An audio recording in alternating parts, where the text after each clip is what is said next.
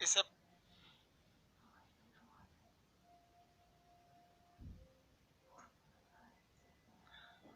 Good afternoon सब लोगों को। इससे प्रीवियस क्लास में हम आप लोग को कुछ बेसिक चीजों के बारे में बताए थे।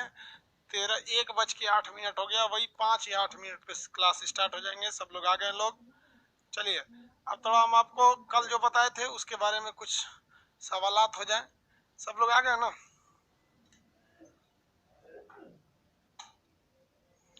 आ गए? तो कुछ लोगों का बड़ा बड़ा प्रॉब्लम है भाई एटलस को लेकर। देखिए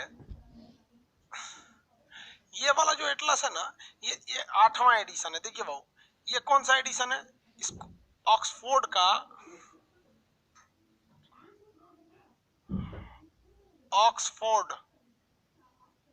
ऑक्सफोर्ड पब्लिकेशन है। इसका चाहिए आपको स्कूल एटलस। स्कूल एटलस, इस स्कूल एटलस का ये वाला जो है ना 8वां एडिशन है, और आप लोग को अभी मार्केट में मिल रहा है 9th एडिशन।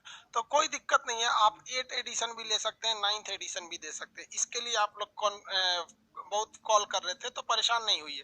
देखिए आपका पास अगर कोई दूसरा बुक भी ऑलरेडी आप खरीद लिए हैं तो आपको प्रॉब्लम बस यही आएगी कि हम मान लीजिए हम तो किसी एक बुक से पेज नंबर बोलेंगे। जैसे हम बोल देंगे ऑक्सफोर्ड का किताब है तो हम बोल देंगे पेज नंबर 47 पर श्रीलंका है, और वही दूसरी किताबें रहेंगी तो उस पर 47 पे रहेगा कि नहीं रहेगा।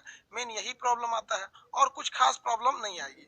तो ये एडिशन की समस्या हो गई। समझ में आ रहा है कि नहीं आ रहा? पहला ये चीज समझ में आ गया आप लोग को। एडिशन वगैरह के लिए टेंशन नहीं लेंगे। ये जो बुक है यहाँ देखिए क्या लिखा है, 8वां एडिशन है।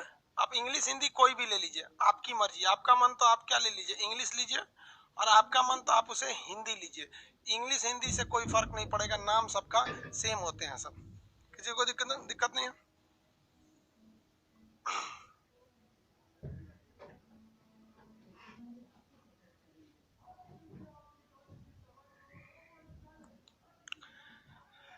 रविंद्र कुमार जी, आप यहाँ जो कमेंट कर रहे हैं कि पॉलिटी का फी पेड कर दिए, कोर्स नहीं चल रहा है, तो आप व्हाट्सएप पे लिख के भेजिए। वहां पर आप अपना नाम या मोबाइल नंबर, बैच नंबर नहीं भेजोगे, दोबारा कर दीजिएगा। बहुत से लोग बिजी हो जाते हैं, बहुत से लोगों का प्रॉब्लम रहता है। एक बार और भेज दीजिए। आगे चलिए स्टार्ट करते हैं। यहाँ तक में आपको 9th वाला मिल रहा है तो 9th ले लीजिए, जिनके पास 8 वाला मिल रहा है वो 8 ले लीजिए। इसके लिए आप कोई टेंशन नहीं लीजिए, आपके मर्जी आप ले सकते हैं।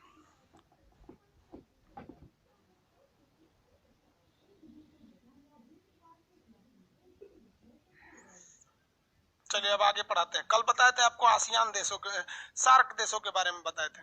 सार्क में कितने देश आए थे? 8 देश आए थे सब सार्क देश में। आज हम उसके आगे थोड़ा बताते हैं। सार्क देश कितने लोग को याद हो गए हैं, बोल सकते हैं? फटाफट बोलिएगा, सार्क में कितने देश आते हैं? 8 का नाम बताइए। सार्क में जो 8 देश आते हैं 8 के नाम बताइए। कमेंट कीजिए, फर्स्ट लेटर बस लिखिएगा, पहला लेटर। सार्क में जितने देश आते हैं 8 के नाम फटाफट, फिर आज आसियान बताते हैं आपको।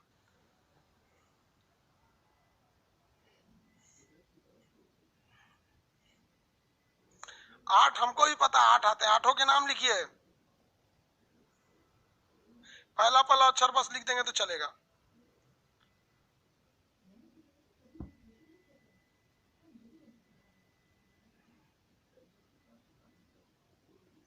वेरी गुड, फर्स्ट अक्षर बस लिख लेंगे। मालदीव, ये वाला देश कौन है? मालदीव, श्रीलंका, भारत, पाकिस्तान, अफगानिस्तान, नेपाल, भूटान और बांग्लादेश। ये किस में आते हैं बहू? ये सार्क देशों में आते हैं सब। अब कमेंट अब छोड़ देंगे लोग, अब यहाँ आगे पढ़िए, आगे समझाते हैं। देखिए किसी भी नक्शा में ये ऊपर का एरिया नॉर्थ, साउथ, ईस्ट और ये वेस्ट होता है, यही होता है ना किसी भी नक्शा में। यहाँ पर तो ये एशिया महाद्वीप का ये तो साउथ है और ये ईस्ट है। लेकिन अगर इस पोर्शन की बात करेंगे ना, ये वाला पोर्शन को, तो आप देखिए ये एशिया का साउथ है। ये क्या है? साउथ एशिया है, यानी दक्षिण एशिया है। और अगर इस एशिया की बात करिएगा तो ये ईस्ट एशिया यानी पूरब है, यानी पूर्वी एशिया पूरब है। लेकिन अगर इस एशिया की बात करेंगे ना, ये वाली जो एशिया दिख रही है, तो ये साउथ भी है और ईस्ट भी है। तो ये साउथ ईस्ट दोनों में आ जाता है ये वाला एशिया। इसलिए हम लोग ये वाला जो बीच की कंट्री होगी ना, ये वाला हिस्सा, इसको हम लोग साउथ ईस्ट में गिन लेंगे। अब यहाँ कंसंट्रेट होके समझिए, आपके पास अगर कोई रफ पेपर है तो उस पर इसको बनाइए, कॉपी लेकर पढ़ने बैठिएगा, बिना कॉपी लिए नहीं बैठिएगा, क्योंकि बहुत से चीजें आपको कॉपी में लिखनी रहेगी और मंडे से बहुत से चीजें मटेरियल में लिखनी रहेगी। अब यहाँ देखिए, लास्ट में क्लास के कुछ इंफॉर्मेशन देंगे, उसको समझिएगा, आपके पीडीएफ से रिलेटेड, नक्शा से रिलेटेड, ये सब चीजें रहेंगी आपकी। ये हो गया आपका डायरेक्शन। यहाँ पे ऊपर के डायरेक्शन को हम लोग कहते हैं नॉर्थ, ये हो गया नॉर्थ, हिंदी में इसे कहते हैं उत्तर। नीचे का इसका ठीक काउंटर पार्ट नीचे होता है साउथ, साउथ को हम लोग हिंदी में कहते हैं दक्षिण, साउथ को हिंदी में क्या कहेंगे, दक्षिण। और ये जो हो गया ना, ये ईस्ट हो गया, ईस्ट को हिंदी में कहते हैं हम लोग पूरब, ये हो गया पूरब। और ये हो गया आपका वेस्ट, इसको हम लोग कहते हैं पश्चिम, वेस्ट यानी पश्चिम हो गया ये, ठीक है। यहाँ तक में कोई प्रॉब्लम नहीं, प्रॉब्लम आती है इसके बीच वाले में। इसका अगर बीच वाला देखेंगे तो ये वाला पार्ट, और इसका बीच वाला देखेंगे तो ये वाला पार्ट, ये सब बात कर रहे हैं, देखिए ध्यान से। इसकी बात करेंगे तो ये नॉर्थ में नहीं है और ना ही ये ईस्ट में है, तो इसके पास, और इसको भी देखेंगे ये नॉर्थ और वेस्ट के बीच में है। इसके नामकरण में एक प्रॉब्लम आती है, कुछ लोग इसको कहेंगे कि सर ये नॉर्थ है और ये ईस्ट है, नॉर्थ है और क्या है, ईस्ट है। यानी हिंदी में बात करेंगे तो ये उत्तर है और ये पूरब है, उत्तर पूरब इसे कहेंगे, इसे क्या कहेंगे, उत्तर पूरब। लेकिन आप बताइए, ये पूरब उत्तर भी तो हो सकता है, इसे पूरब उत्तर भी तो कह सकते हैं, कौन सा सही है, सही तो दोनों है, लेकिन जो ज्योग्राफी के हिसाब से अगर आप देखेंगे तो ज्योग्राफी के हिसाब से ये सही है, सॉरी ये नहीं सही है, ज्योग्राफी के हिसाब से उत्तर पूरब सही है। जबकि रेलवे को देखिएगा तो रेलवे गोरखपुर को पूर्वोत्तर रेलवे कहता है, गलत कहता है।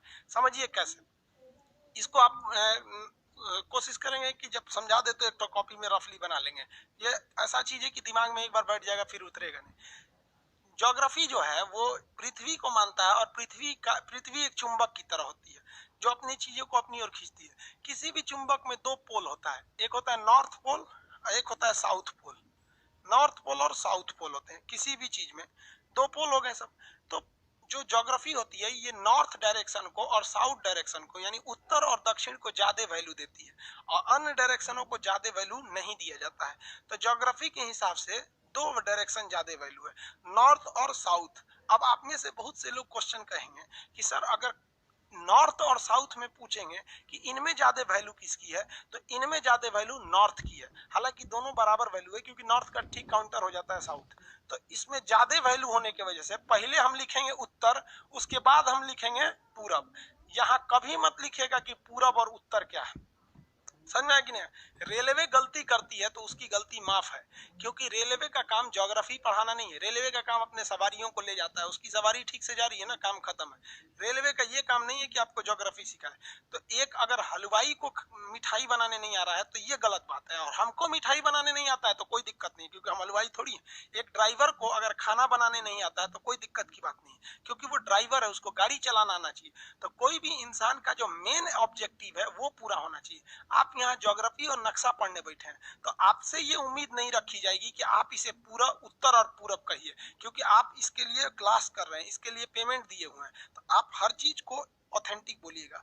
अब आप बताइए इसका नाम क्या होगा, यहाँ पर आंसर दीजिए लो इसको, इसका नाम क्या होगा। इसे हम पश्चिम उत्तर कहें या उत्तर पश्चिम कहें, फटाफट बताएंगे इसे, पश्चिम उत्तर या उत्तर पश्चिम, आंसर देंगे आप लोग।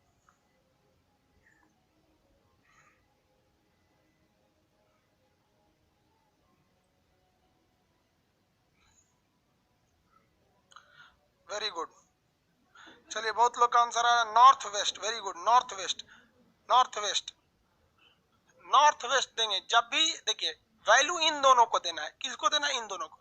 अब बताइए इस वेस्ट में और नॉर्थ में वैल्यू किसको देंगे, हम नॉर्थ को देंगे, इसलिए इसे क्या कहा जाएगा, नॉर्थ वेस्ट कहिएगा, नॉर्थ वेस्ट कहिए, या फिर उत्तर, और ये इधर है तो पश्चिम। उसी तरह से इन दोनों में ज्यादा वैल्यू किसको दीजिएगा, साउथ वाले को ज्यादा वैल्यू दीजिएगा, तो इसे हम क्या कहेंगे, दक्षिण और पश्चिम। इंग्लिश में ऐसे कहेंगे तो साउथ, और ये क्या हो गया, वेस्ट, साउथ वेस्ट। कोई चिरकुट है तो उस चिरकुट पे इसको बना लेंगे, समझ में गया। अब यहाँ देखिए इसको में, इसमें वैल्यू क्या है, तो इसमें वैल्यू है साउथ, इधर ईस्ट, क्या हो गया, साउथ और ईस्ट, यानी दक्षिण और पूरब। इतना तो बना लेंगे ना, किसी को कोई दिक्कत नहीं है? डायरेक्शन बोलिएगा, ये कौन सा डायरेक्शन है? मेरा हाथ डायरेक्शन बोलिए, नॉर्थ, साउथ, ईस्ट, वेस्ट, ये बोलिए। तो ये कौन सा डायरेक्शन है? ये डायरेक्शन बोलिए फटाफट, अकेले बैठ के क्लास किया कीजिए, जो बोलेंगे तो उसको भी आपको बोलना है। ये वाला डायरेक्शन उत्तर पूरब, कौन सा है? उत्तर पूरब। ये उत्तर पश्चिम, उत्तर पूरब, उत्तर पश्चिम, बीच में देखिए उत्तर, उत्तर पूरब, उत्तर पश्चिम, उत्तर, उत्तर पूरब, उत्तर पश्चिम। और ये तो पूरा पूरब, ये पूरा पश्चिम। वैसे ही नीचे कहेंगे तो दक्षिण, जैसे नीचे चले गए दक्षिण, तो ये हो गया दक्षिण पश्चिम, ये हो गया दक्षिण पूरब। तो इसको आप दिमाग में रखे रहेंगे ताकि काम आएगा। हालांकि नक्शा में इतना बार इसका यूज होगा कि आपको दिमाग में एकदम पूरी तरह से घुस जाएगा, लेकिन शुरुआत में अभी आदमी को आपको धीरे धीरे बताना पड़ता है, वरना भाग जाएंगे।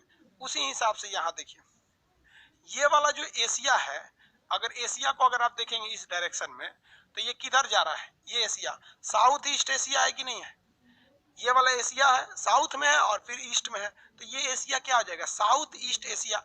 और ये देश है सब कि नहीं है सर? अब भैया ये सब तो देश ही है सब, यहाँ पे इंडोनेशिया, फिलीपीन, ताइवान, ये सब तो देश ही है सब। तो देश को क्या कहा जाता है? नेशन कहा जाता है कि नहीं कहा जाता है? तो ये हो गया नेशन। तो साउथ ईस्ट एशियन नेशन, इन लोग का एक एसोसिएशन यानी संगठन है। तो ए फॉर एसोसिएशन, तो इसे को कहा जाता है आसियान। एसोसिएशन ऑफ, याद रखने का कितना सिंपल तरीका है, association of south east Asian nation, association of south east Asian nation, इसे क्या कहा जाएगा? आसियान कहा जाता है। आसियान में आते हैं आपके 10 कंट्री आते हैं सब। आसियान में कितने कंट्री आते हैं? 10 कंट्री। अब याद कीजिए, कल हम आपको एक होमवर्क दिए थे, कहते कि जितने देश हम बताएंगे आपको उस देश की राजधानी याद होनी चाहिए। मालदीव की राजधानी माले, श्रीलंका की राजधानी, अभी नई राजधानी श्री जयवर्धनपुरम में, पहले कोलंबो थी। इंडिया का दिल्ली, पाकिस्तान का इस्लामाबाद, अफगानिस्तान काबुल, नेपाल भूटान, नेपाल का काठमांडू, भूटान थिम्पू, और आपका बांग्लादेश ढाका। ये याद रहनी चाहिए आपको, ये हम याद नहीं कराएंगे आपको ये एक लास्ट मौका है कि डेली आप 10-10 कंट्री का लोकेशन देखेंगे और फिर आप उसका राजधानी याद रखेंगे। अभी हम इन देशों के बारे में कुछ नहीं बताए हैं, हम कैसे बताएंगे? पहले ये देशों को यहाँ तक बता देंगे, फिर थोड़ा सा इसके बारे में बताएंगे, थोड़ा इसके बारे में, फिर थोड़ा इसको धीरे धीरे करके। जैसे श्रीलंका के बारे में आपको अच्छा खासा पता हो गया है। जैसे हम आपसे कह दें कि मालदीव में था आपका हम्बनटोटा बंदरगाह, क्या सही बोल रहे हैं हम? बताइए हम्बनटोटा बंदरगाह कहाँ था? हम सही नहीं बोल रहे तो आप बताइए हम्बनटोटा बंदरगाह कहाँ था?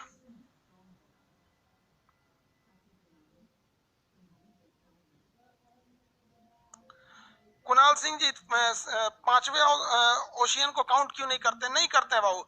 5वां ओशियन को इंटरनेशनल ओशियनोग्राफी की सर्टिफिकेशन प्राप्त नहीं है, इसीलिए 4 को ही मानते हैं। ठीक है, हम्बनटोटा कहाँ है? Hambantota Sri Lanka, very good. जाफना श्रीलंका के ऊपर में है कि नीचे में? जाफना जो था श्रीलंका के ऊपर में था जाफना। कितने लोग बता सकते हैं कि श्रीलंका जो है इसके ऊपरी भाग में जाफना था, और जाफना में कौन सा एक विद्रोही संगठन, कौन सा एक आतंकवादी संगठन कह लीजिए, जिसका नाम क्या था? बताइए, जाफना में स्थित आतंकवादी संगठन का नाम क्या था? चलिए, जाफना ऊपर में था, सही है। जाफना के उत्तरी भाग में विद्रोही संगठन का नाम क्या था? LTTE, LTTE, LTTE, liberation tigers of Tamil Eelam. Material आप इसमें जब मिलेगा आपको तो सब कुछ उसमें लिखा हुआ रहेगा, ठीक है। Liberation tigers of Tamil Eelam, LTTE, very good, liberation tigers of Tamil Eelam. आगे बढ़े, देखो भाई, ये हो गया लिबरेशन टाइगर्स ऑफ तमिलिलम। अब पहले एक काम करते हैं, हम लोग ये 10 देश को याद कर लेते हैं, फिर इसको इधर से धीरे धीरे आगे बढ़ेंगे। एलिफेंटा दर्रा यही था, इसका ऊपरी भाग का नाम क्या था? ऊपरी भाग का नाम पॉइंट पेड्रो, पॉइंट पेड्रो। राम सेतु था यहाँ पर, राम सेतु को गहरा करके बनाना चाहिए क्योंकि चाइना वहां से एंट्री कर गया है। अब हम यहाँ पढ़ते हैं अपना आसियान देश। आसियान में कितने देश आते हैं? 10 देश आते हैं। तो आसियान में तो भारत नहीं आएगा, भारत तो सार्क में आ जाएगा। भारत किस में आएगा? सार्क में आएगा, सार्क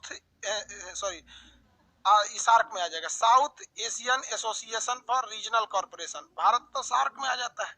यहाँ से शुरू होते हैं सब आसियान। कहाँ से शुरू होते हैं? म्यांमार से। म्यांमार का पुराना नाम बताएंगे? बर्मा था। म्यांमार का पुराना नाम बर्मा था। तो यहाँ से आपका आसियान शुरू होता है। आसियान में 10 देश आते हैं, Myanmar, Thailand, Laos, Cambodia, Vietnam, ये, और उसके बाद नीचे Malaysia, Singapore, Indonesia, Brunei, Philippine.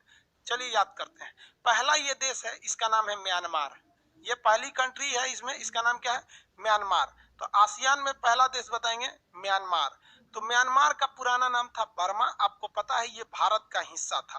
Bharat शासन अधिनियम 1935 द्वारा इसे भारत से अलग कर दिया गया बर्मा में। बर्मा में ही सुभाष चंद्र बोस ने आजाद हिंद फौज को लेकर और यहीं बर्मा में इम्फाल में आके कहे थे कि दिल्ली चलो। यहीं से बोले थे, कहाँ चलो? दिल्ली चलो। किसी को कोई दिक्कत नहीं है? आगे बढ़े, किसी को कोई दिक्कत नहीं? तो पहला देश बोलिए तो आसियान का पहला देश, आसियान की फर्स्ट कंट्री म्यांमार। आसियान की फर्स्ट कंट्री म्यांमार। दूसरे नंबर पे आता है, उसी के बगल में है थाईलैंड। म्यांमार का दूसरे नंबर पे आता है थाईलैंड। यहां समझते चलिए पहले, ये वाला जगह कौन है? थाईलैंड है। सफेद हाथियों का देश किसे कहा जाता है? थाईलैंड में। यहाँ कुछ हाथियां सफेद रंग की भी पाई जाती हैं। थाईलैंड में हाथी बहुत ही प्रिय पशु माना जाता है। जिस तरह भारत में गाय को प्रिय पशु माना जाता है, उसी तरह वहाँ हाथी को बहुत प्रिय माना जाता है थाईलैंड में। तो पहला बोलिए तो म्यांमार, थाईलैंड। म्यांमार और थाईलैंड। तो यहाँ अभी हम नक्शा चेंज करने वाले हैं। इस नक्शा में आप समझ गए ना कि भारत का जो नॉर्थ ईस्ट का एरिया, ये वाले राज्य हैं जो, ये भारत का, तो ये वाले जितने राज्य हैं ये इस आसियान से टच में है। आसियान से किस में है? टच में है। अब हम आसियान का अलग से मैप लाते हैं ताकि आपको बस इतना आइडिया लग गया कि हम आसियान के टच में हैं। अब आसियान का मैप लेते आते हैं अलग से। ये हो गया हमारे पास आसियान का अलग से मैप। देखिए अब इसमें साउथ ईस्ट एशिया हो गया, सब हो गया, क्लियर दिख रहा है ना? हाँ, क्लियर है? आप लोग एटलस ले लीजिएगा ताकि आपको ज्यादा सहूलियत रहेगा। जो लोग एटलस ले लिए हैं वो एटलस खोल के देखेंगे ये आसियान को, ये आपको पेज नंबर 45 पे मिलेगा। या फिर आप लोग को आइडिया तो खुद ही लग जाता होगा कि सर आज आसियान पढ़ाए हैं, तो हो सकता है कल चाइना की ओर में बताएंगे या यहीं के आसपास रहेंगे। तो आप जब क्लास खत्म रहेंगे तो एक आइडिया रखेंगे, उसमें एक पेपर लगा देंगे कि सर ने कल यहाँ पढ़ाया था, तो एक पेज आगे या पीछे हो सकता है। तो आप देखिए यहाँ से इंडिया झांक रहा है कि नहीं झांक रहा है? देखिए यहाँ इंडिया झांक रहा है, यहाँ से बना देते ही। देखिए यहाँ इंडिया से झांक रहा है ना, यहाँ पे ये आपका इंडिया का पूर्वी भाग है, यहाँ से इंडिया झांक रहा है। अब यहाँ देखिए पहला कंट्री बोलिए, ये पर्वत का नाम आराकाम योमा पर्वत, आराकाम पर्वत पहला हो गया आपका म्यांमार। म्यांमार के बाद थाईलैंड। थाईलैंड को सफेद हाथियों का देश कहा जाता है। थाईलैंड में एक नहर बनने वाली है, क्रा नहर। ये अभी नहीं पढ़ाएंगे, ये थाईलैंड में जाएंगे तब पढ़ाएंगे। जिस तरह से श्रीलंका गिनवा दिए थे, लेकिन श्रीलंका में क्या था? लिट्टे समस्या, क्या अमेरिका था, शीत युद्ध क्या था, या ट्रांसमीटर विवाद क्या था, वो तो श्रीलंका के बारे में जाने के बाद बताए थे। म्यांमार, थाईलैंड, साथ में बोलिएगा म्यांमार, थाईलैंड। ये दो देश हो गए। अब यहाँ एक देश था जिसका नाम था, फ्रांस ने इस पर कब्जा कर रखा था। ये एक देश पर किसने कब्जा कर रखा था? फ्रांस। तो इसका नाम था फ्रेंच ईस्ट इंडिया। क्या नाम था? French east India. French east India, जिस तरह से ब्रिटिश ईस्ट इंडिया हम लोग का था, इसने French east India. French east India में 3 देश थे सब। एक का नाम था लाओस। फ्रेंच ईस्ट इंडिया में कितने देश? 3। एक का नाम था यहाँ पर लाओस। दूसरा जो देश था उसका नाम था कंबोडिया। लाओस के नीचे क्या हो गया? कंबोडिया। और सबसे किनारे में जो था उसका नाम था वियतनाम। सबसे किनारे जो था उसका नाम था वियतनाम। तो फ्रेंच ईस्ट इंडिया में कितने देश? 3 देश। फ्रेंच ईस्ट इंडिया में कितने देश? 3 देश। कौन कौन?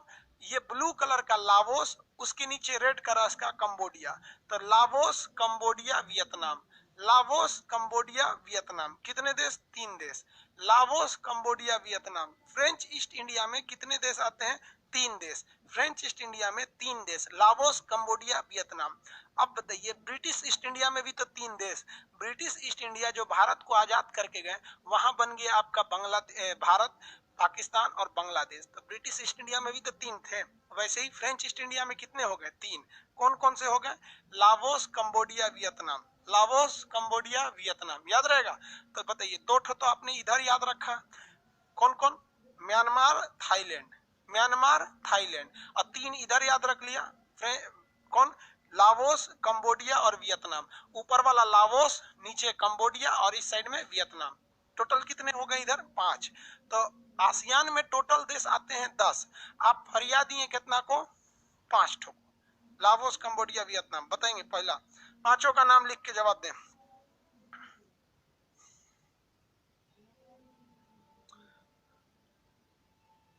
ब्राइटनेस कम कर दें, ब्राइटनेस तो कम ही है। ज्यादा करने के लिए करेंगे। हो गया?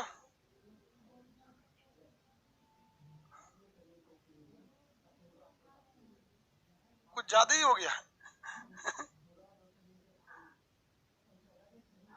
ज्यादा हो गया था यार। चलिए कोई बात नहीं, हटा दी, कम कर दिया उसको। आंसर दीजिए आप लोग। Laos, Cambodia, Vietnam. Very good. Myanmar, Thailand, Laos, Cambodia, Vietnam. Myanmar की जगह एम लिख सकते हैं। म्यांमार की जगह क्या लिख सकते हैं? एम लिख सकते हैं। और थाईलैंड की जगह टी लिख सकते हैं। Laos, Cambodia, Vietnam. French east India में कितने देश? 3। अब आप उठा के पढ़ लीजिएगा मध्य प्रदेश पीसीएस का क्वेश्चन, उसमें पूछा था इनमें से कौन सा देश फ्रेंच ईस्ट इंडिया में नहीं आता है? म्यांमार था, लाओस, कंबोडिया, वियतनाम। म्यांमार नहीं आता है, भारत से अलग हुआ है म्यांमार। सफेद हाथियों का देश थाईलैंड को कहते हैं। आगे बढ़े। कह रहा है कि सर वीडियो नहीं चल रहा है, तो एक बार एप्लीकेशन बंद करके दोबारा खोल लीजिए, वीडियो चालू हो जाएगा। आगे देखिए। Very good. अब नीचे पढ़ते हैं लोग, याद हो जाएगा 10 देश। आप कॉन्फिडेंस में रहिए, आपको याद हो जाएगा। यहां देखिए, एक देश था यहां से लेकर यहां तक, बहुत बड़ा देश था। ये यहां से शुरू होता था यहां तक, ये बहुत ही बड़ा देश था। इस देश का नाम था मलेशिया। क्या नाम था? मलेशिया। ये यहां से यहां तक। लेकिन सुनामी आया कई लाख साल पहले, कुछ लाख साल पहले सुनामी आने से इसके बीच वाला इतना दह गया इतना, तो मलेशिया इधर भी हो गया और मलेशिया इधर भी हो गया। दहा ले गया आधा। मलेशिया है ये। कौन सा देश है? मलेशिया। मलेशिया के कितने टुकड़े? 2 टुकड़े। एक इधर रह गया, एक उधर रह गया, बीच में चीन सागर घुस गया, दक्षिणी चीन सागर। और चीनवा कहता है ना, चीनवा तो पगला है, वो छोटा कहता है पूरा समुद्रवा मेरा है। बताइए ना, वो यहाँ है, कह रहा है पूरा समुद्रवा मेरा है। अगर ये समुद्र किसी का होगा तो भैया मलेशिया का होगा। चीनवा कहता है मेरा है, क्योंकि वो जानता है कि हमको कोई रोकने वाला है नहीं। ये हो गया आपका कौन सा? मलेशिया। कौन हो गया? मलेशिया। मलेशिया का 2 टुकड़ा हुआ, लेकिन फिर इन 2 टुकड़े में भी टुकड़ा हुआ। कैसे 2 टुकड़े में टुकड़ा हुआ? इसके कोनवा में निकल गया सिंगापुर। इतनी चुकी देश है सिंगापुर। कोनवा वाला कह रहा है कि हम अलग रहेंगे सिंगापुर, और इधर से एक कह रहा है बुर्नेई हम अलग रहेंगे। तो सिंगापुर और बुर्नेई ये फिलीपीन से, ये किससे घिरे हुए हैं सब? ये घिरे हुए हैं सब के मलेशिया से। किससे? मलेशिया से घिरे हुए हैं सब। इस मलेशिया के इस साइड के टुकड़े से कौन निकला? सिंगापुर। और इस साइड के टुकड़े से कौन निकला? बुर्नेई। अब बीच में टुकड़ा कौन कर दिया? सुनामी। कौन कर दिया? सुनामी। तो 3 गो तो यही हो गए सब। 3 नहीं हो गए साहब? कौन कौन हो गया सब? 3 तो देखिए ना, सिंगापुर, यहाँ देखिए कौन सा हो गया? Malaysia, Singapore, Brunei. Malaysia, Singapore, Brunei हो गया। मलेशिया, सिंगापुर, बुर्नेई, 3 हो गए सब यहाँ पे। चलिए बताइए। ये बड़ा वाला देश मलेशिया, इधर भी बड़ा वाला देश मलेशिया, इसमें से ये छोटका का नाम सिंगापुर, और इसमें से इस छोटका का नाम बुर्नेई।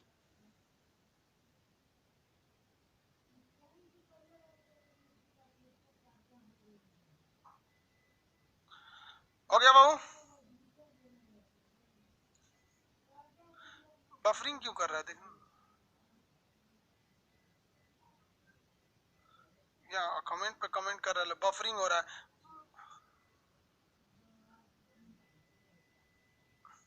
बफरिंग नहीं कर रहा, आप लोग जो बोल रहे हैं उनका नेट प्रॉब्लम है। बहुत से लड़के, एक ही तो लड़के हैं, बहुत बार बार उनका बफरिंग कर रहा है। बफरिंग जो कर रहा है आपके यहाँ नेट का प्रॉब्लम है, यहाँ से नेट का प्रॉब्लम नहीं है। आगे देखिए, इसके नीचे आता है आपका 2 देश याद रखेंगे। एक आएगा आपका सिंगापुर, ये देखिए, सॉरी इंडोनेशिया। ये बड़ा सा देश है इंडोनेशिया, यहाँ भी है, यहाँ भी है, और ये वाला भी है, ये है, कई टुकड़ों में है सिंगापुर, सॉरी इंडोनेशिया। इंडोनेशिया दुनिया का सबसे बड़ा मुस्लिम कंट्री है, इतना कई टुकड़ों में है यहाँ पे। ये है आपका इंडोनेशिया। क्या ये? इंडोनेशिया। सोचिए, इसके पास लगभग 13,000 आइलैंड है सर। दुनिया का सबसे बड़ा आइलैंड्स का ग्रुप, यानी द्वीप समूह, ग्रुप ऑफ आइलैंड कौन सा है? इंडोनेशिया है। तो ये नीचे वाला देश कौन सा हो गया? इंडोनेशिया। नीचे वाला देश इंडोनेशिया। अब बताइए, अब 9 देश हम आपको बता दिए, 9 के नाम लिख के बताइए। 9 के नाम कौन कौन? Myanmar, Thailand. कौन कौन? Myanmar, Thailand, Laos, Cambodia, Vietnam, Myanmar, Thailand, Laos, Cambodia, Vietnam. और अगर नीचे देखेंगे तो इधर मलेशिया, मलेशिया के दो टुकड़े, इस साइड में सिंगापुर और इस साइड में आपका हुआ ब्रुनेई, और नीचे में इंडोनेशिया। 9 का नाम बताइए, 9 का नाम।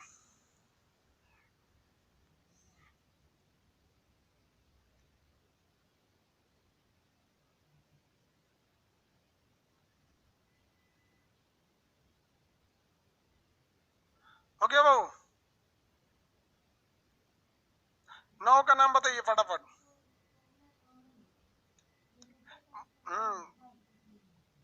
कुमार, कुमार जी, मंटू कार, सब लोग का सही है।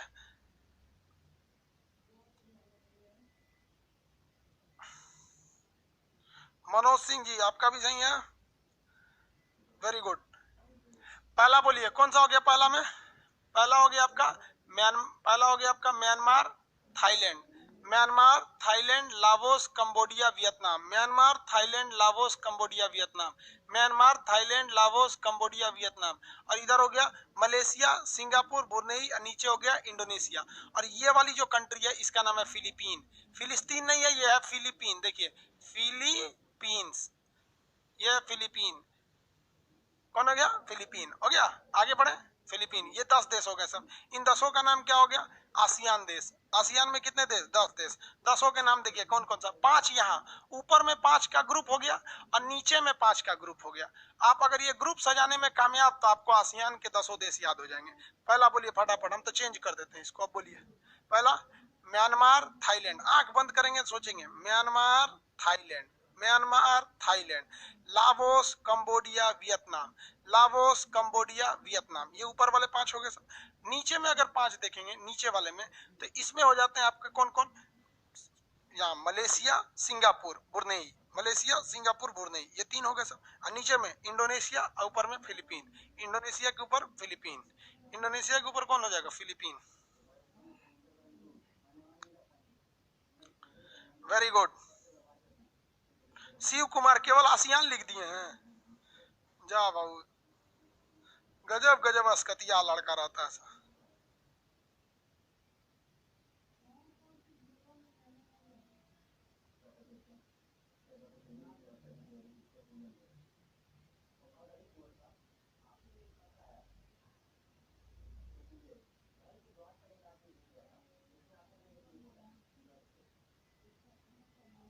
आगे बढ़े।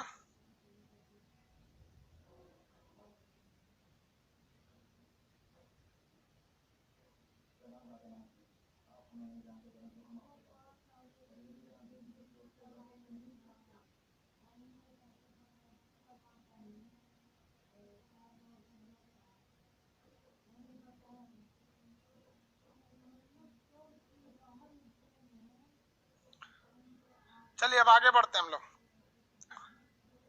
इस वाले नक्शा में।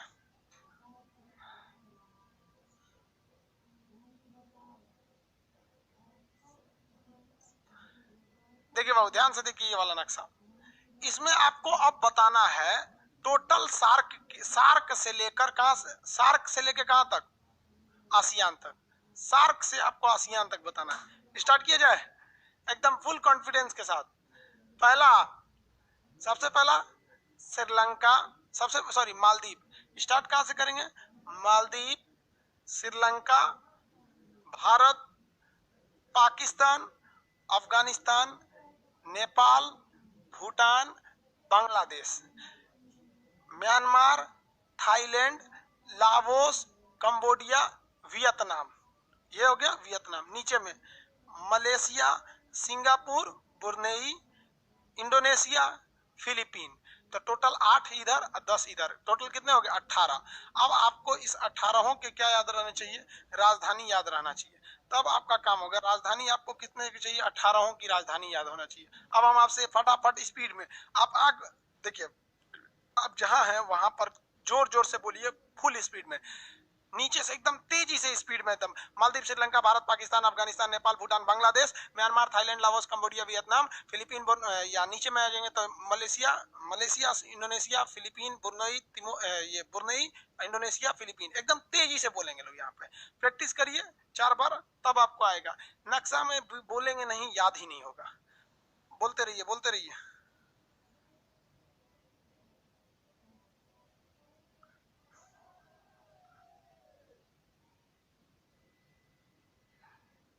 सार्क की राजधानी कहाँ है बाबू? राजधानी नहीं होती, हेडक्वार्टर होता है काठमांडू में। काठमांडू में हेडक्वार्टर होता है, राजधानी नहीं होती। अच्छा क्वेश्चन है आपका। कौन है? प्रवीण कुमार शर्मा जी, प्रवीण कुमार शर्मा जी। देखिए सार्क जो है ना, सार्क, ये सार्क है, इस सार्क का हेडक्वार्टर, इस हेडक्वार्टर का है काठमांडू में। तो आप लोग कहेंगे सर आसियान का भी तो एक हेडक्वार्टर होगा जहां इन 10 देशों की मीटिंग होती होगी, तो वो इंडोनेशिया की राजधानी जकार्ता में है। सार्क का हेडक्वार्टर कहाँ है? काठमांडू में। सार्क का हेडक्वार्टर काठमांडू में। हो गया।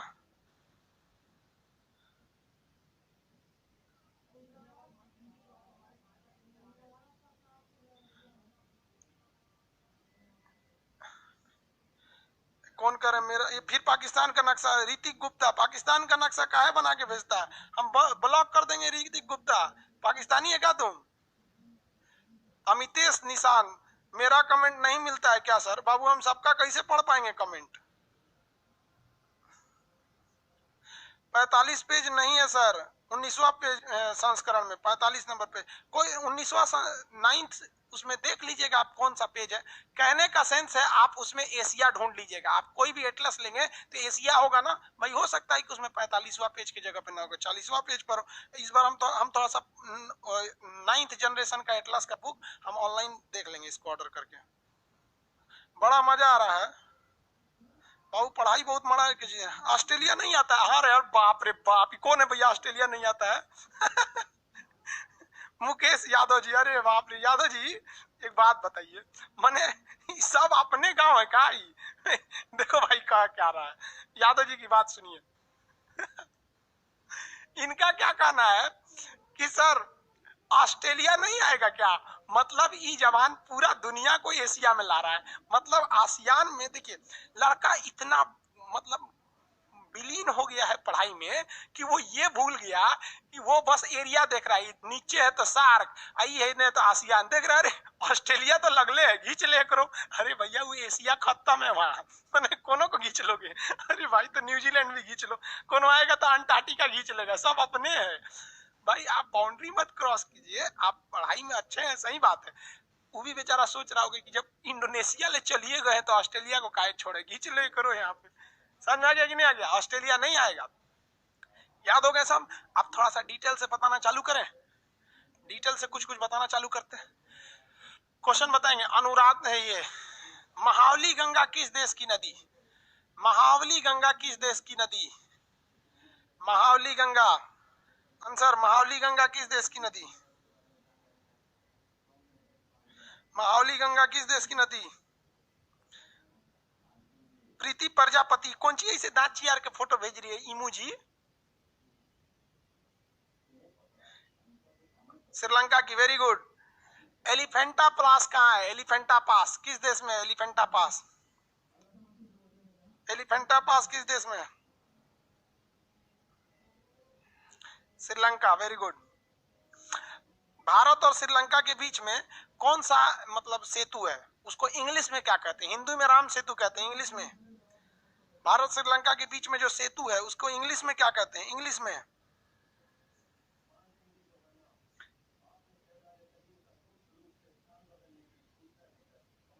राम सेतु को इंग्लिश में क्या कहते हैं?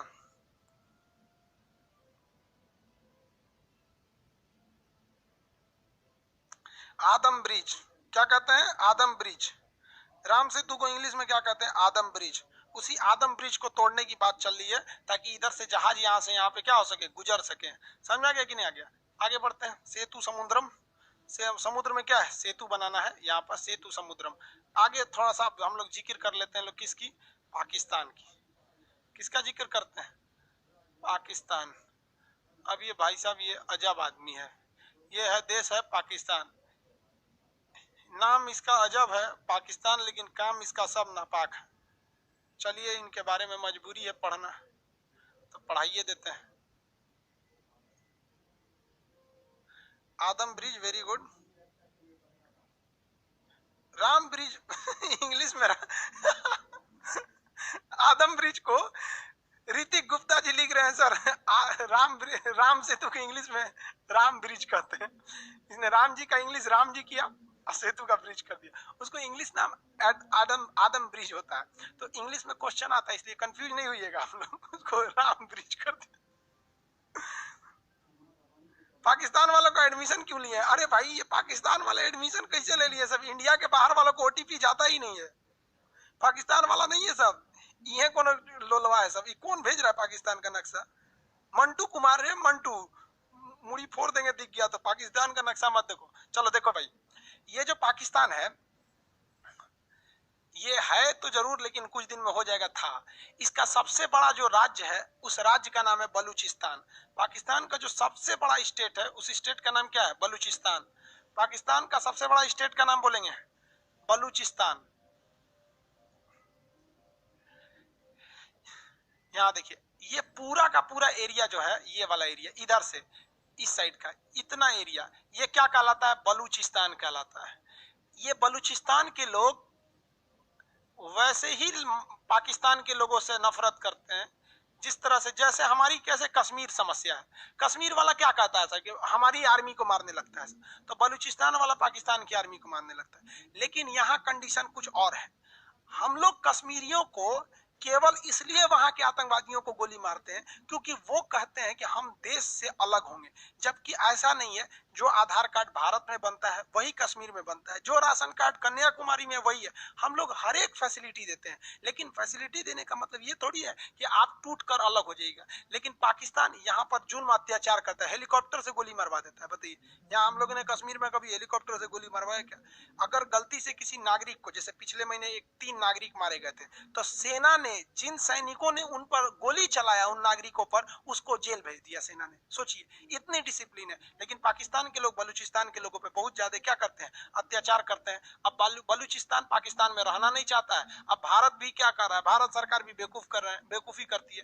अगर पाकिस्तान के लोग कश्मीर में आतंकवाद को बढ़ावा देंगे तो भारत सरकार को भी पैसा दे देना चाहिए बलूचिस्तान के लोगों को। लो भैया तुम भी बंदूक खरीद लो, बढ़िया से एकदम धोते रहो उन लोग को। समझ आ रहा है कि नहीं आ रहा है? अब ये बलूचिस्तान हो गया पाकिस्तान का, ये राज्य एक विवादित एरिया होगा।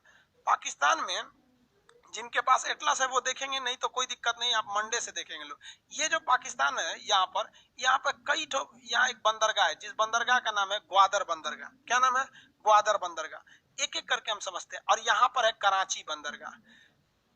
ये बंदरगाह का नाम भारत से जो सट के है कराची बंदरगाह, और ये वाला का नाम है ग्वादर बंदरगाह। एक बार भारतीय नौसेना 1971 में युद्ध हुआ था ना, तो भारतीय नौसेना हमला कर दी थी पाकिस्तान के ऊपर, तो पाकिस्तानी कराची बंदरगाह छोड़ के भाग गया था।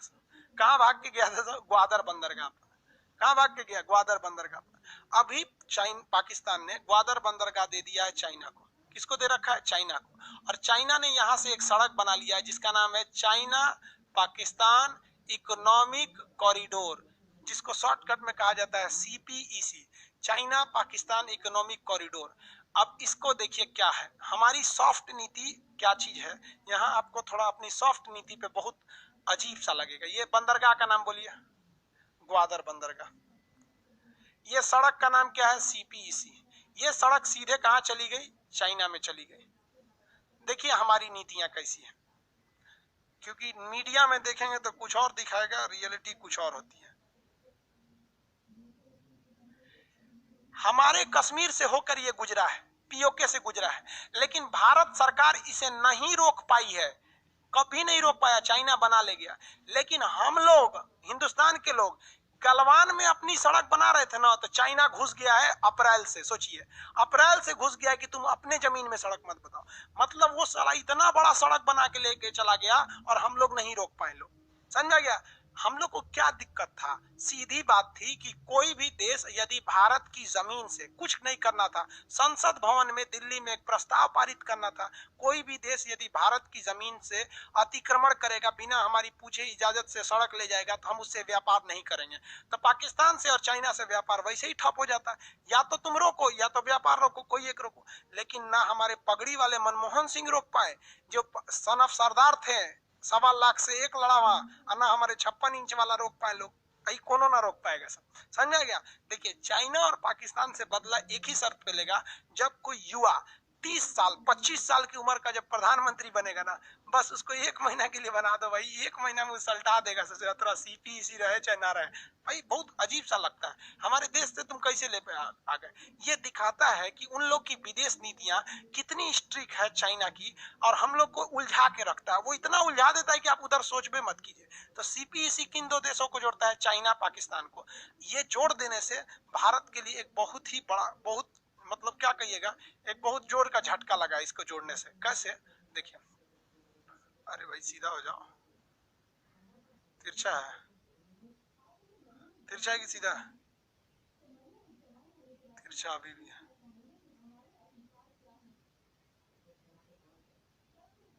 सीधा हो गया।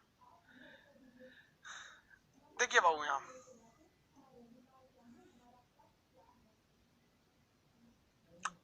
जब ये सड़क नहीं बनी थी तो चाइना के पास एक सरदर्द था कि चाइना को अपने जितने भी व्यापार करने थे वो इस रास्ते से करता था। इसलिए उसको हमेशा एक बात का डर लगा रहता था कि जब कभी भी अगर भारत से युद्ध होगा तो भारत इस रास्ते में हमारे जितने भी नेवी के रास्ते उन्हें ब्लॉक कर देगा। इसलिए चाइना को एक वैकल्पिक रास्ते की जरूरत थी, जिसको वो आराम से बाईपास कर गया भारत को। उसे भारत का चक्कर ही नहीं लगाना पड़ा, उसके लिए रास्ते कम पड़ गए, उसका पेट्रोल बच गया, टाइम बच गया, पैसा बच गया, और भारत से सुरक्षित हो गया। जो सामान वो अरब देशों को बेचता था इस रास्ते से ले आकर, इतना घूमकर, अब उसको कुछ नहीं करना है, अपने देश से ट्रक से ले आके यहाँ से लट करके उतार देगा। ये है हम लोग की नीति, सोचिए। और हम लोग पीओके चिल्ला रहे हैं। लोग, ये मीडिया हमारे देश की ना कुछ भी अजीब टाइप का काम कर देती है। और आजकल तो मीडिया एकदम समझिए कि वैश्या हो गई है मीडिया, उससे भी सस्ता हो गया मीडिया। क्या बोलिएगा इसको? इसको रिया चक्रवर्ती दिख रहा है, हमारा पीओके चल गया, अभी तक कोई वो नहीं है। अब बोलिए ना मीडिया को तो कहेगा कि नेहरू की गलती है। तो मतलब आप झाल बजाने के लिए बैठे हैं संसद भवन में कि नेहरू जब प्रधानमंत्री होकर गलती कर सकते हैं तो आप प्रधानमंत्री होकर सुधार नहीं सकते हैं? यही ना? तो सीधा कहिए कि आप में उनमें कोई अंतर नहीं है, तो कोई दिक्कत नहीं है इसमें। सबकी बात यही है, चाहे वो आप गुलजारी लाल नंदा को ले लीजिए, चाहे बीबी गिरी को ले लीजिए, चाहे आप अभी ले लीजिए, किसी को ले लेंगे आप, सब एक ही टाइप के बात करते हैं। तो ये सड़क कौन सा हो गया? सीपीसी। पाकिस्तान के 2 बड़े बंदरगाह कौन हो गए? ये हो गया आपका कराची, और ये हो गया आपका कौन सा? ग्वादर। अब जरा देखो, ये जो हमारे संसद में बैठे हैं ना, ये ससुरे इतिहास नहीं पढ़ते हैं सर, और ना ही इनको नॉलेज है। याद करो बाबू आप लोग, चाइना, अमेरिका हम्बन टोटा बंदरगाह लेने जा रहा था कि नहीं लेने जा रहा था? हम्बन टोटा बंदरगाह ले रहा था, लेकिन भारत ने क्या घुसा दिया यहाँ पर? बताइए, नाम बताइए फटाफट। एलटीटी। भारत ने क्या घुसा दिया? एलटीटीई। एलटीटी यहाँ आके इतना खरमंडल मचाया, यहाँ से अमेरिका चला गया कि नहीं चला गया? चला गया यहाँ से। अब बताओ, हम वही हिंदुस्तानी हैं जो 1971 में इंदिरा गांधी कर सकती थी। जब यहाँ सड़क बना रहा था तो भारत सो रहे थे उस वक्त, हमारे जो सिक्योरिटी एडवाइजर लोग थे, लोग वो सो रहे थे। जब आपको पता है कि ये वाला एरिया बलूचिस्तान ऑलरेडी अशांत एरिया है, तो खरमंडल मचा दो, पाकिस्तान को सीधा कह दो, या तो तुम्हारा ये सड़क रहेगा और या तो तुम्हारे लिए बलूचिस्तान रहेगा, कोई एक देख लो। तो ना, हम लोग को तो ससुरा अभी बिहार में चुनाव है, इसके पहले मध्य प्रदेश में था, उसके बाद 2024 में, 2024 के चुनाव का अभी से तैयारी चालू हो रहा है। सोचिए, देखिए ना, फेसबुक पे ग्रुप बन गया है सब पार्टियों का। कांग्रेस के लिए अलग बन गया कि 24 में जिताना है, बीजेपी के लिए अलग बन गया, सबका अलग से बन गया। 24 में देश कहाँ जाएगा किसी को मतलब नहीं। आप खुद सोचो बाबू कि जब हमारी इंदिरा गांधी अमेरिका को बंदरगाह नहीं देने दी, श्रीलंका में घुस के तबाही मचा दी, तो हम पाकिस्तान में घुस के कहीं नहीं मचा दिए थे? नहीं मचा पाए थे। यही चीन है जो नेपाल से भगा दिया था अमेरिका को। हम वही भारत है जो यहाँ से भगा दिए थे, लेकिन यहाँ से नहीं भगा पाए। अजब नौटंकी है। ईरान में बंदरगाह लिए, चाबहार, तो कौन काम का? वो केवल व्यापार के लिए लिए हैं, कोई सैन्य अड्डा के लिए नहीं लिए। जबकि ये पूरी तरह से सेना उतार सकता है, पूरी उसी के कंट्रोले में रहेगी, चाइना के कंट्रोल। अब क्या कीजिएगा? हमारा काम है पढ़ाना, पढ़ा रहे हैं हम, नीति नहीं ना बना सकते वहां जाके। अजीत डोभाल क्या कर रहे हैं भैया? मीडिया जो है ना हमारे देश का मीडिया, ये किसी को हीरो बना देता है, किसी को जीरो बना देता है। समझ में गया? अगला पीएम खान से ना रे बउआ हमरा पढ़ाए दो।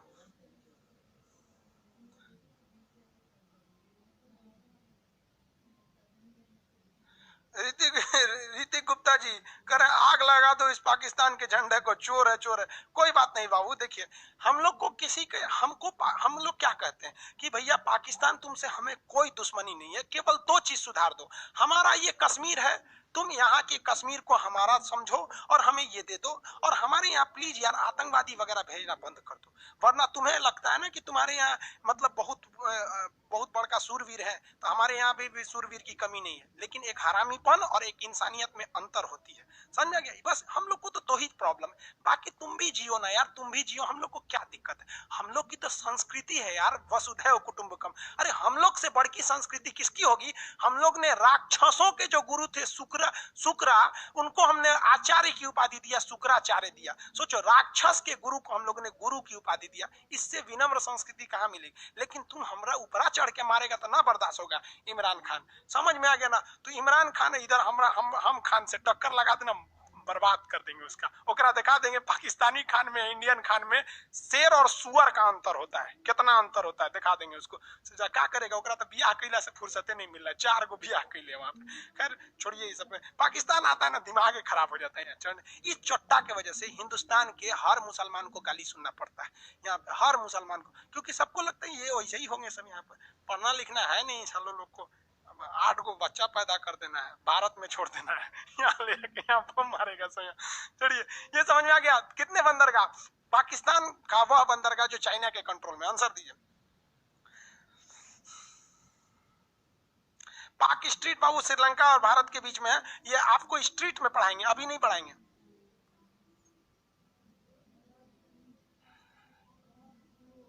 चीन से व्यापार बंद करना चाहिए, अभी नहीं बंद करना चाहिए बाबू, पहले चीन की हर एक चीजों को सीख लेना चाहिए। चीन की कंपनियों को कहना चाहिए कि आप, चीन का कंपनियों को, कि आपका अगर मोबाइल यहाँ से 100 रुपया में आ रहा है तो हम इस पर 100 रुपया टैक्स लगा देंगे, 200 रुपया हो जाएगा, इसलिए आप ये मोबाइल को यहीं आके बनाइए, आपका 100 रुपया में होगा। क्यों? क्योंकि अगर वो आ जाती हैं तो टेक्नोलॉजी चुरा लेंगे, और नहीं आती है तो साला टैक्स लेके उनका कमर तोड़ देंगे हम लोग यहाँ पर। तो टेक्नोलॉजी चुरा लेंगे, उसके बाद 5 साल बाद व्यापार बंद कर दो। अचानक बंद कर दोगे ना तो हमारे देश में महंगाई बढ़ जाएगी। समझ में आ गया कि नहीं आ गया?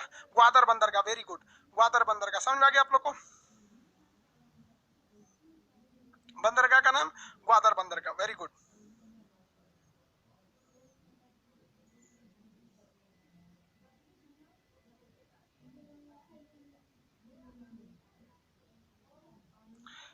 आगे देखते हैं हम लोग। सीपीईसी समझ में आ गया ना? सीपीईसी का मेन रास्ता क्या था? चाइना एकदम सिक्योर लाइन में चला गया सीपीईसी को लेकर। अब यहाँ देखो, पाकिस्तान में ना मेनली 4 प्रांत है, एक ग्वादर जो टूटने वाला है, एक सिंध वाला एरिया यहाँ पर है। अब यहाँ पर समझो यार, ये एक जगह जो है ना पाकिस्तान, तो पाकिस्तान को जो सिंध वाला एरिया है, और ये तिरछा मत हो भाई, गिर कह रहा है पाकिस्तान, अभी मत गिर बाबू, एक वक्त आएगा तू अपने से गिर जाएगा। ये रहा, देखिए पाकिस्तान का ये जो एरिया है ना, ये कहलाता है सिंध। ये क्या कहलाता है? सिंध कहलाता है। तो सिंध हो गया, और ये इसके ऊपर का एरिया कहलाता है पंजाब। सिंध हो गया और ये हो गया पंजाब। आपको पता है सिंध और पंजाब के लोगों को पाकिस्तान कहता है कि यही लोग असली पाकिस्तानी है, बाकी तो साले नौकर चाकर हैं सब, पंजाब और सिंध वाला। समझ आ गया कि नहीं आ गया? अब पंजाब तो हमारे पास भी है, पूरा पंजाब था तो हम लोग के पास आधा आ गया, और इस साइड का एरिया सिंध है। अब हमारे राष्ट्रीय गान में लिखा हुआ है, पंजाब सिंध गुजरात मराठा द्राविड़ उत्कल बंगा। तो आंध्र प्रदेश के कुछ लोगों ने विरोध कर दिया कि हमारे राष्ट्रगान में पाकिस्तान का राज्य की चर्चा क्यों है, क्यों हमारे राष्ट्रगान में सिंध शब्द है। हम ऐसे लोगों से कहना चाहते हैं कि आपके पास 2 ऑप्शन है, या तो अपने राष्ट्रगान से सिंध शब्द को हटा दीजिए, या ये भी तो हो सकता है हम साला सिंध को वापस ले आएंगे अपने भारत में, कि अगर तुम कश्मीर से नहीं हटेगा तो हम सिंध ले लेंगे। तो हमारे हिसाब से ना दूसरा रास्ता अच्छा है, हम अपने राष्ट्रगान में सिंध रखेंगे, और हमारी ये मंशा होनी चाहिए कि एक प्लानिंग होना चाहिए कि अगले 10 सालों में इस तरह से रणनीति बनाइए कि अगर पाकिस्तान तुम पीओके नहीं दे सकते हो तो हम सिंध ले लेंगे, और हम अपने अधूरे राष्ट्रगान को पूरे सम्मान से पूर्ण करेंगे। समझ में आ गया कि नहीं? आप सहमत है दूसरे रास्ते से? पहला रास्ता गलत है, समझ में आ गया?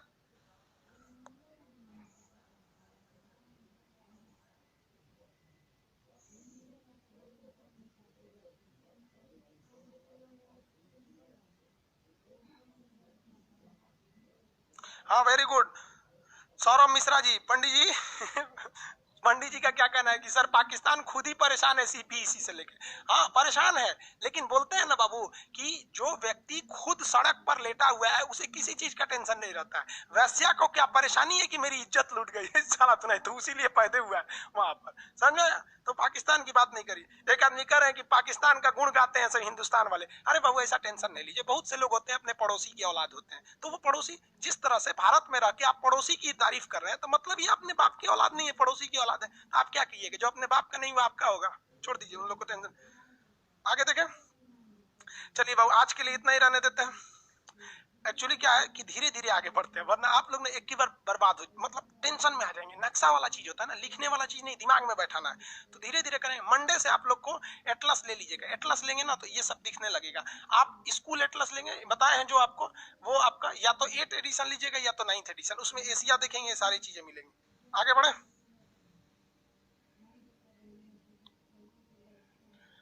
अच्छा, नेहरू ने अरुणाचल प्रदेश वाला मैटर क्या था, वो अरुणाचल प्रदेश, नेहरू क्या गलती किया, उस चट्टा का भी गलती बताएंगे आपको। वो कम नहीं था, वो भी नेहरू। इंदिरा गांधी ठीक थी, नेहरू खचरा था। आगे बढ़े। सर वैलेट का पॉइंट कैसे यूज करें, अभी हम ही को नहीं पता है हम पता होगा तो बता देंगे। बाबू अरुणाचल प्रदेश में नेहरू का क्या स्टैंड था ये आपको समझा देंगे, ठीक है। अब आज के लिए इतना ही, क्लास को रहने देते हैं, कल समझेंगे। आप लोग एटलस जरूर ले लीजिएगा बाबू, आप लोग सब लोग से कह रहे हैं एटलस जरूर ले लीजिएगा। आप फ्रंट इंड वाले जितने 6-7 हजार लड़के हैं और ये बैक इंड वाले भी लड़के हैं, सब लोग ले लीजिएगा आप लोग एटलस। एटलस लेंगे तो आपको दिक्कत नहीं आएगा, ताकि उसमें पाकिस्तान वगैरह सारा का नक्शा रहेगा, आप देख लीजिएगा। समझ में आ गया। चलिए आज के क्लास के लिए इतना ही रहने देते हैं। अब मिलेंगे हम लोग फिर कल नेक्स्ट क्लास में। ओके, आज के लिए इतना ही। और क्या अब आप लोग का कमेंट क्या है। सर क्या राष्ट्र सच में राष्ट्रीय ज्ञान गुलामी की निशानी है? जो गुलामी की निशानी कहता है वो बकचोद है, बोलिएगा तोरा नक्शा नहीं पता है। रविंद्रनाथ टैगोर ने नक्शा की बात कहा था, वो हिंदुस्तान के नक्शा को दर्शाता है। जब नक्शा इंडिया का बताएंगे तब बताएंगे आपको पूरे हिंदुस्तान के नक्शा की चर्चा है, वो हमारी गुलामी की निशानी नहीं है।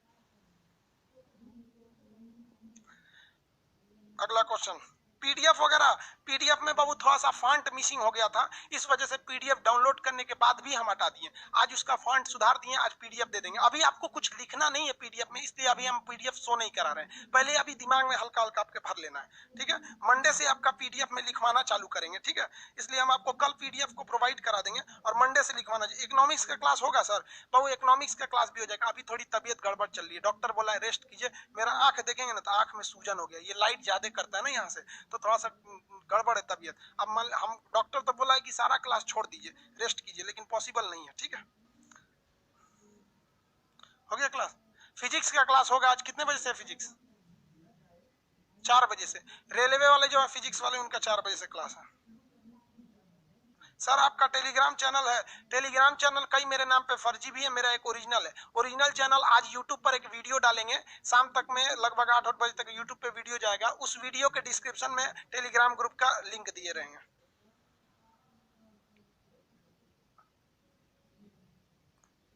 सर आज यूट्यूब पर वीडियो डालेंगे, हाँ बाबू डालेंगे। आर्मेनिया ने जहाज मार के गिरा दिया वहां, क्या देख रहे हैं, अजर आर्मेनिया के जहाज मार के तुर्की गिरा दिया। ये तुर्की तो और होशियार बन रहा है दूसरा पाकिस्तान बनने के चक्कर में। बाबू तबीयत ठीक नहीं है ना, इसलिए यूट्यूब पे वीडियो नहीं आ रहा है। बुढ़ौती में सब चीज खराब हो जाता है, किडनी उडनी सब, हड्डी गुर्दा सब कमजोर हो गया है।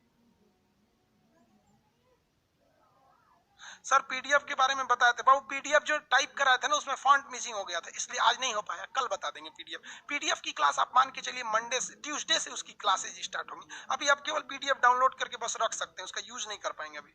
चलिए डाउनलोड का ऑप्शन दीजिए, नहीं दे सकते, डाउनलोड नहीं हो सकता है। हिस्ट्री भी चालू करेंगे बाबू, सब चालू करेंगे, थोड़ा सा तबियत ठीक हो जाए फिर चालू कर देंगे। हाँ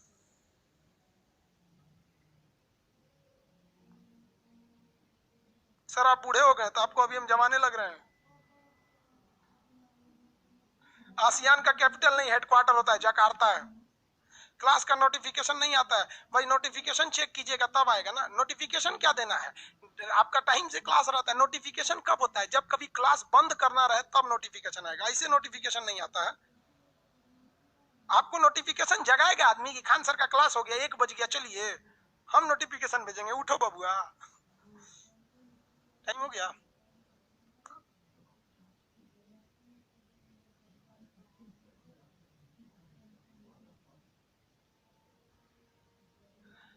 ठीक है बाबू, अब चलते हैं अब, ठीक है, हम नेक्स्ट क्लास कल मिलेंगे। जो इनका रेलवे वाला है उनका आज 4 बजे फिजिक्स भी बताएंगे, ठीक है। जय हिंद।